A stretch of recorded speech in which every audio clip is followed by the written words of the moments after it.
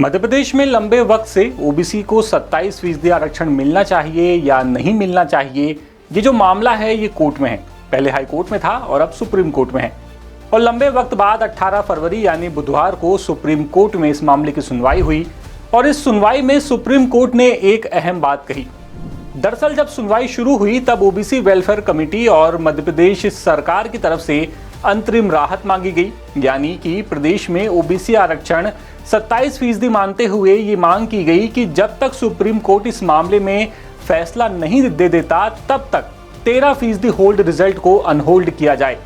इस पर supreme court ने कहा कि इसके बारे में गुरुवार यानी कि 19 फरवरी को सुनवाई करेंगे और फिर फैसला करेंगे। यानी गुरुवार को शायद ये तो साफ हो जाएगा कि 13% जो रिजल्ट अलग अलग भर्ती परीक्षाओं में होल्ड हैं वो अनहोल्ड होंगे या नहीं। और तो और ओबीसी आरक्षण केस पर अंतिम बहस और फैसला 18 मार्च को आ सकता है। सुप्रीम कोर्ट ने ये बात भी कही है।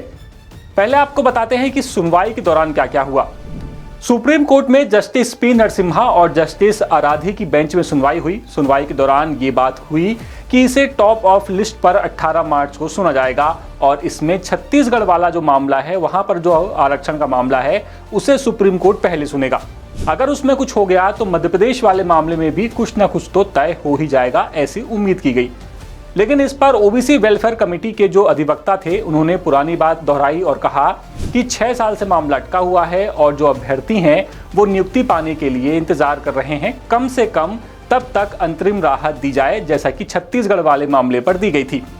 इस पर जो अनारक्षित वर्ग के अधिवक्ता थे उन्होंने इसका विरोध किया और कहा कि मध्य प्रदेश और छत्तीसगढ़ का मामला अलग अलग है। छत्तीसगढ़ में रिजल्ट आ गया था और नियुक्ति दे दी गई है, लेकिन मध्य प्रदेश में ऐसा नहीं हुआ। दूसरी तरफ मध्य प्रदेश शासन के अधिवक्ता ने भी मामले में अंतरिम राहत देने की मांग की। इस पर सुप्रीम कोर्ट ने कहा है कि पहले अंतरिम राहत पर सुनवाई करेंगे। इसे गुरुवार 19 फरवरी को 101वें नंबर पर सुना जाएगा, जबकि फाइनल सुनवाई 18 मार्च को की जाएगी। अब अगर 18 मार्च को सुनवाई होती है तो मानकर चलिए एक बड़ा मुद्दा मध्य प्रदेश का सिमट सकता है। अब बात करते हैं असर की। साल 2022 में मध्य प्रदेश शासन ने 87-13% का फॉर्मूला लागू किया।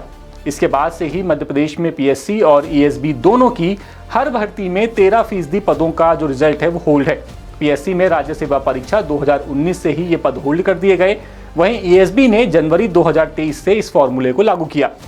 अगर अंतरिम राहत में 13% सीटों का मामला तय होता है तो रिजल्ट फिर अनहोल्ड हो जाएगा। इसमें 1 लाख से ज्यादा उम्मीदवार और हजारों पद उलझे हुए हैं।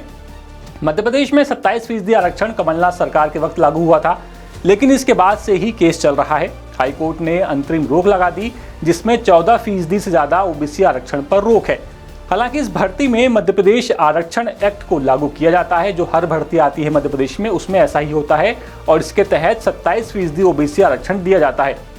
अब ये 13% पद किसके खाते में जाते हैं, इस पर सबकी नजरें हैं। ओबीसी वेलफेयर कमेटी और मध्य प्रदेश शासन ओबीसी की बात कर रहे हैं कि 27% आरक्षण हो और ये पद ओबीसी के पास जाएं। वहीं अनारक्षित वर्ग 50% आरक्षण की अधिकतम सीमा के संवैधानिक बेंच के फैसले का हवाला देते हुए ये पद अपने पाले में देने की मांग कर रहा है। तो ऐसे में देखना यही है कि गुरुवार को सुप्रीम कोर्ट अगर अंतरिम राहत देता है तो फिर इसमें रिजल्ट अनहोल्ड होते हैं या नहीं, और फिर जब फाइनल सुनवाई हो जाएगी तो फाइनल सुनवाई में जो नतीजा है वो किसके पक्ष में आता है। फिलहाल इस खबर में इतना ही। ये खबर इंदौर से हमारे विशेष संवाददाता संजय गुप्ता लेकर के आए थे। अपडेट्स के लिए आप बने रहिए द सूत्र के साथ और ओबीसी वर्ग से जुड़े हुए ऐसे दूसरे मामलों के लिए द सूत्र को सब्सक्राइब जरूर कर लीजिए।